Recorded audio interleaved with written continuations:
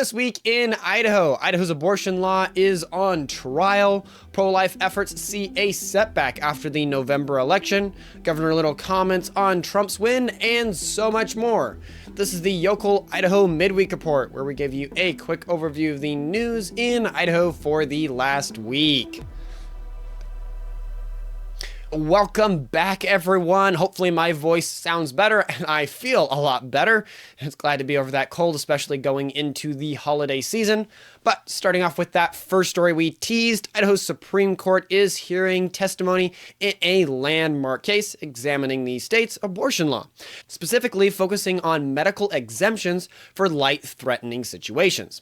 While maintaining Idaho's commitment to protecting unborn life, the trial addresses concerns from 4 women and medical professionals about clarity in life-saving exemptions, which are part of the law.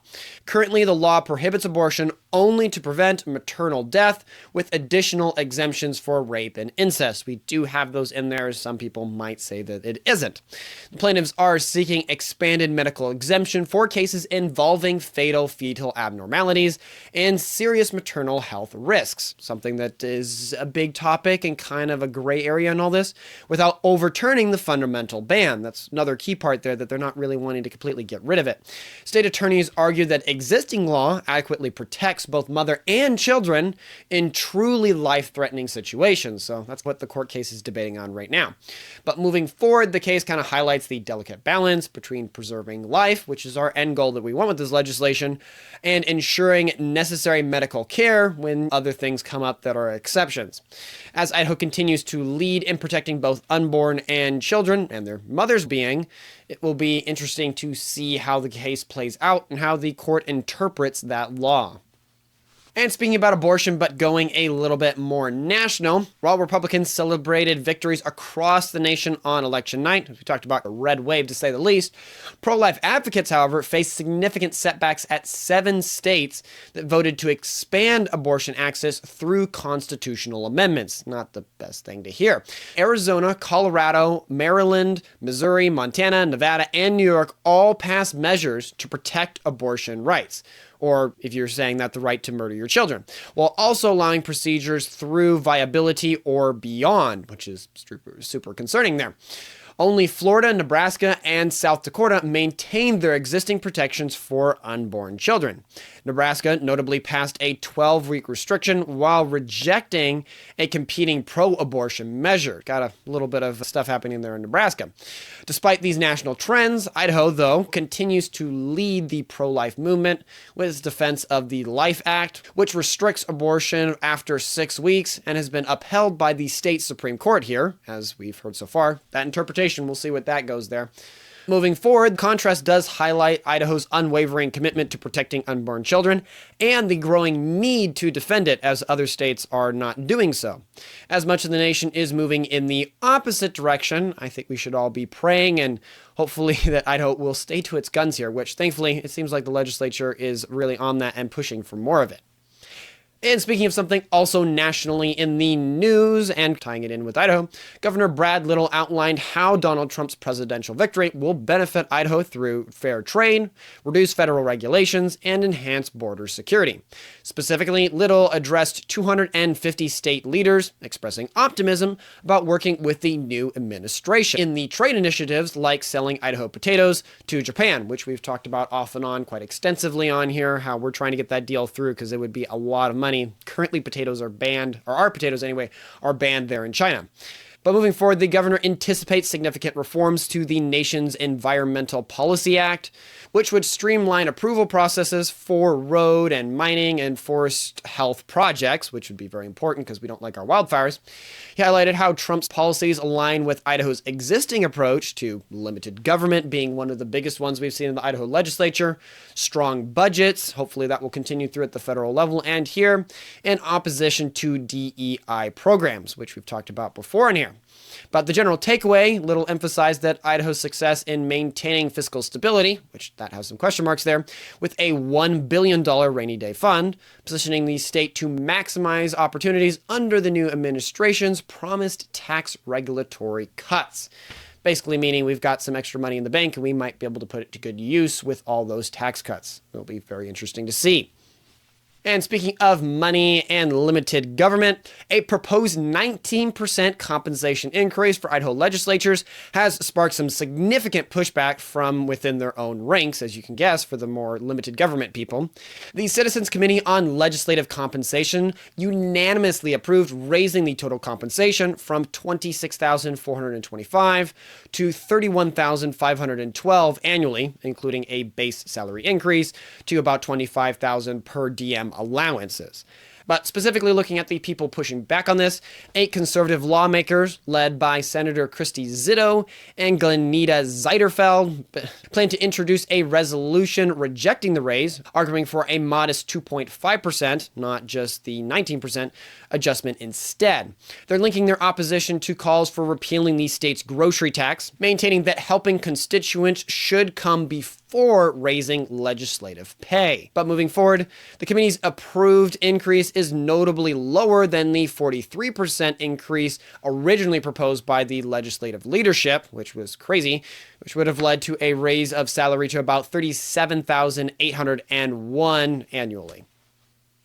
If you like the Midweek Report and the top 4 stories we've talked about, do us a favor and hit the like button on YouTube, Rumble, or Twitter. It helps us reach more folks who love Idaho just like you. And speaking of something that has been going on since the summer, the water dispute in eastern Idaho has finally reached a resolution through a new agreement between the surface and groundwater users. Which, adding in a little bit of context there, surface just means the people from the dams, groundwater people from wells and stuff. So, little translation there. Adding more context to that, the conflict centered on the Eastern Snake Plain Aquifer, threatened to impact about 500,000 acres across 4 counties earlier this year, if you don't remember. The new plan requires groundwater districts to conserve about 205,000 acre-feet annually and provide water allotments in 4-year increments. That way they just don't over-abuse it there. Surface water users' senior rights will be protected while maintaining farmland productivity, which is the overall goal that they want for that. The agreement includes monthly water measurements up to about 75,000 acre-feet of storage for direct mitigation. Moving forward with this resolution comes after Governor Little's October deadline, which we overshot a little bit. It represents a collaborative effort between farmers and state officials and the water districts that are over there, which is really encouraging to see, to protect Idaho's agricultural future while maintaining a more sustainable way of managing the water over there so that they have it for generations to come. And speaking of another thing that's been going on for just a little bit, Kootenai County Commissioners approved a 20-year agreement to keep the North Idaho State Fair at its current location, so you don't have to worry about learning about a new spot or approving a bunch of money to build a new one, with any future relocation requiring voter approval, which is actually encouraging to see. You can get through the bureaucracy, hopefully. Specifically, the 2-1 decision establishes a memorandum of understanding between the county and the North Idaho Fair Board, addressing the persistent relocation rumors that have affected donor confidence, something that's been going on there. The agreement coincides with the fair leadership's unveiling of a $250 million master plan to revitalize the grounds over 3 decades, which that's quite a chunk of time there, while Commissioner Lisa Duncan voted against the measure, citing concerns about community input and enforceability. The fair CEO Alexa Jordan welcomed the decision as crucial for the facility's future development. But moving forward, the agreement includes provisions protecting larger donors and allows for termination only through mutual agreement or a voter mandate, ensuring that community involvement is major in any changes to the local situation there with it, which is encouraging to see that they're structurally that way where locals can be involved and engaged about it. And speaking of Governor Little again, he has returned after a 7-day trade mission to Taiwan and Japan, as we teased a little bit, aiming to strengthen Idaho's position in 2 crucial export markets. Pretty big ones for us. Taiwan is Idaho's 2nd largest trade partner, receiving about $504 million in Idaho goods last year, which is encouraging to see. Chinese are probably not the happiest with that. renewing its 40-year partnership with the state through a formal agreement. And then the second one, Japan, is Idaho's fourth largest trade partner that'll pursue a potential $150 million market for fresh potato exports, which we talked about, and supported Micron Technology's $13 billion investment presence. The delegation, which included 22 Idaho businesses and agricultural organizers, focused on expanding the market for Idaho, specifically in beef, wheat, and the technology sector, mainly there, as you can guess, with Micron. But moving forward, while the governor's office touts the mission as a success, we would argue here at Local Yocal the real impact will be measured in future trade numbers and business deals if those actually come through with those nations and they continue to have the same buying rate they've had with us. Specifically, notable outcomes would include decisions about semiconductor manufacturing partnerships, with Micron there as you can guess, a renewed agricultural trade agreements, particularly benefiting Idaho potatoes and the wheat industry, because those two are our biggest exports that we do, is agriculture and technology. Look it up if you didn't know. And speaking of technology and coming back to a topic Idahoans like to talk about, education, Caldwell School District has joined the growing number of Idaho schools banning cell phones from classrooms, implementing a strict policy effective November 11th. Specifically, the new rules require all personal electronic devices to be turned off and kept out of sight during school hours, with high school students permitted phone use only during lunch, very key element there. This policy aligns with Governor Little's Phone-Free Learning Act, which we reported on when that was signed there, which offers districts $5,000 for implementing a comprehensive device restrictions. In conclusion, following West Ada, Emmett, and Valley View districts, Caldwell's three-strike system includes device confiscation and mandatory parent meetings for repeated violations. So for any students listening out there, you might want to be careful on that. The move represents another step in Idaho's broader initiative to create distraction-free learning environments across the state's educational system, which, from the early reports we're getting, that seems to be going quite well for them, but we'll see as it keeps going forward here. Which, if you are a student or a parent that didn't know about this in Caldwell or any of the stories we've talked about, please don't hesitate to share it. Your shares help us spread the word about our beautiful state and all the wonderful news that is happening in it. And continuing with the theme of technology and something that is much overdue, the Ada County law enforcement will encrypt all radio communications starting November 19th, which is kind of concerning that they haven't been doing that already, catching up with modern security standards already common across the nation. We're just a little slow here in Idaho. Specifically, the change will restrict access to authorized entities only, ending the long-standing practice of allowing anyone with a scanner or smartphone app to listen in on police activities. Police Chief Chris Dennison emphasized the importance of this update for tactical operations and protecting sensitive information in today's digital age, because things travel a lot further than they used to. While this marks the end of public scanner access, for those that use that or had a regular part in having that to stay informed, can still stay informed through the Pulse Point app, didn't know about that, social media updates, and traditional media channels. But in conclusion, the encryption aims to protect the private information of those that would be talked about on it, such as victims and witnesses and suspects of different cases and things, while also ensuring secure emergency response and that they can coordinate with knowing that they're not going to be listened in on. And speaking of things on the road and police, Boise traffic enforcement has seen a dramatic decline, with ticket numbers dropping from 23,450 in 2018 to just 12,468 last year. A little bit of a drop. That is a reduction, if you've already done the math in your head, of about 1,225 to about 530 tickets per 10,000 residents.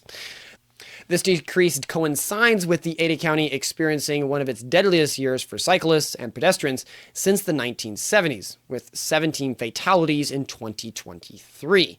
But getting some more context and details, the Boise Police Department has shifted to targeted enforcement in high-risk areas, as statewide numbers tell a little bit of a different story. Idaho's overall traffic citations have remained relatively steady at around 69,000 tickets annually, even as the state's population has grown, as we all know very much. The fatal crash rate has stayed consistent at about a 1.2 per 10,000 residents. So, I mean, at least it's consistent on that end.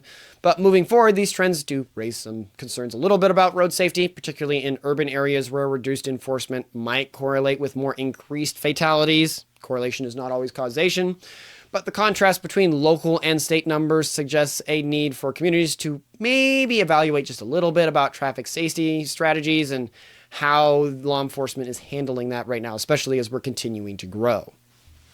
And speaking of law enforcement and heading up north, and actually with some good news, Coeur d'Alene's crime rates have reached remarkably low, dropping to about 63% since 2015, despite significant population growth, which the whole state has seen that. The city has seen a 13% decrease in serious crimes like assault and theft compared to last year, while DUIs have plummeted by 29%. Fairly encouraging there. This trend stands out even more considering Idaho's overall crime statistics, which show a statewide decrease of 4.6% in total offenses. Very encouraging to see we're keeping up with crime here in Idaho. Police Chief Lee White attributes this success to intelligence-based policing, gonna have to look that term up, quick emergency response times, that will help, and strong community relationships where law enforcement feels comfortable with the community they're working in.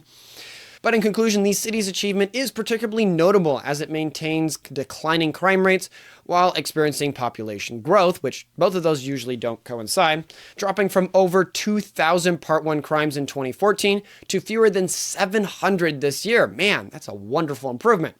And this is really impressive when you put it in the context that the population has grown up there from 47,000 to 57,000 residents. Really encouraging to hear that news. And speaking of the justice system you usually go into when you do break the law, a significant dispute has emerged in Idaho's justice system over who should pay for court transcripts. Yes, you heard that right. Government is struggling to figure out who to blame the bill for there, following the state's transition to a centralized public defense system. Now, bringing in context, it's always very important. The change, which took effect on October 1st, consolidated 44 county-level offices into one state office. Maybe that's a bad thing, maybe it's a good thing, we'll find out here. But created uncertainty about transcript payment responsibilities. Why would there be this issue? Previously, counties covered these costs. The state public defender and state appellate public defender argue that they lack the budget for these expenses, which could range anywhere from about $500,000 a year to about $1.9 million. Meanwhile, county prosecutors contend that this financial shift was precisely the legislature's intent. But moving forward, the Idaho Supreme Court is now considering arguments from all parties as the unresolved issue threatens to delay appeals and impact the justice system's efficiency, which that's not good at all. But if you want to be more efficient about knowing what's going on in Idaho, and if you've liked the Midweek Report, please make sure to subscribe or follow us so you don't miss any of our future content. And speaking of things down at the local level, just a little bit smaller than the county, Caldwell City Council has approved a new event center district master plan. Man, that takes a little bit to get, though not without significant debate over its direction. As we talked about a little bit, the plan, which passed with a 4-2 on the center, is developing a softball tournament facility near the Canyon County Fairgrounds and Caldwell Night Rodeo Grounds. While parking and recreational staff claim existing fields are at capacity, and I would actually agree here with the council members, several of them question this assessment and envision alternative uses that might be better for it because it doesn't look like it's being used all the time. Council member Diana Register advocated for a Western-themed development that better reflects Caldwell's heritage, which that is good. If you're going to grow, let's keep it with the theme. The plan also includes potential revenue-generating facilities like hotels, wineries, and breweries. Funny that a bunch of those are alcoholic, but oh well. These specific details remain flexible though, so that's an encouraging element if you want to be involved. But moving forward, local business owners initially expressed concerns about displacement, but city officials clarified that existing businesses won't be forced to relocate, so that's encouraging for them there. A proposed 100-room hotel project is currently under evaluation, with the council postponing further discussion to address outstanding details, which means for you, you've got a chance to maybe get in there and affect it or have your voice heard if you don't like the idea of that. And speaking of developments, Lucky Peak State Park is revising its first master plan update in 35 years, focusing on enhancing environmental protections while maintaining recreational access. Which, you might be wondering, what does all that gobbledygook mean? The park, which attracts over 1 million visitors annually, didn't know it's that high, will reclassify the 641 acres as an environmentally sensitive areas. Okay, including crucial elk and mule deer corridors. While the plan does reduce the designated recreational area on paper, the U.S. Army Corps officially has assured visitors that they won't notice changes to the park experience when they're there.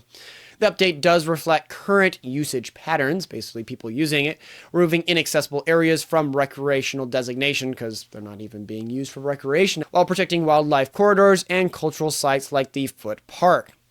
But in conclusion, the new classification will primarily affect future development projects, requiring a stricter environmental considerations on different things going on there.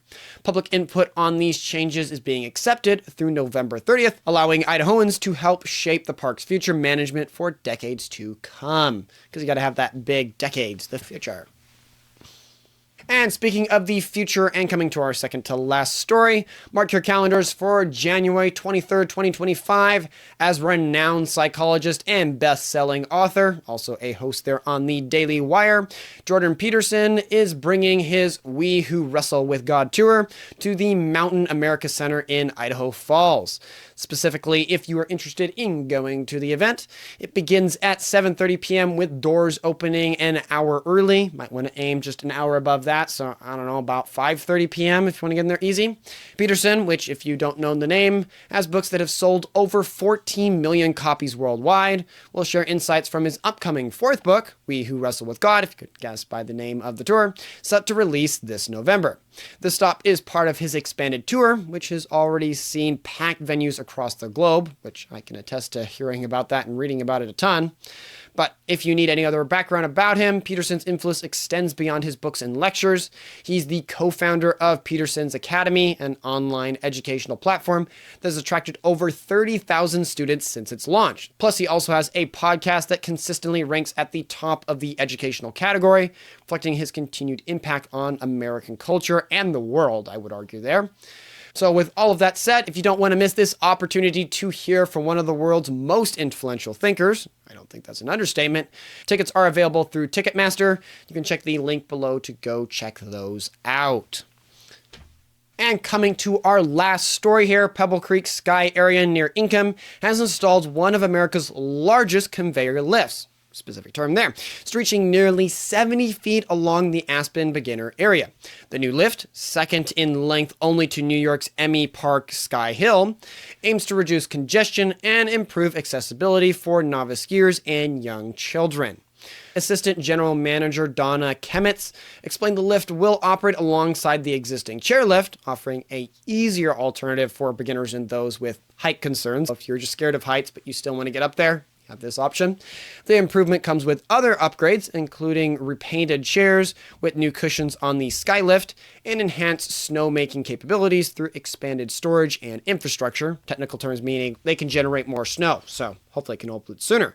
Which on that, while targeting a December 15th opening, favorable temperatures have already allowed snowmaking operations to begin with that new equipment. And speaking of beginnings, this is the beginning to the end because I have to go here, but thank you for listening to the entire report.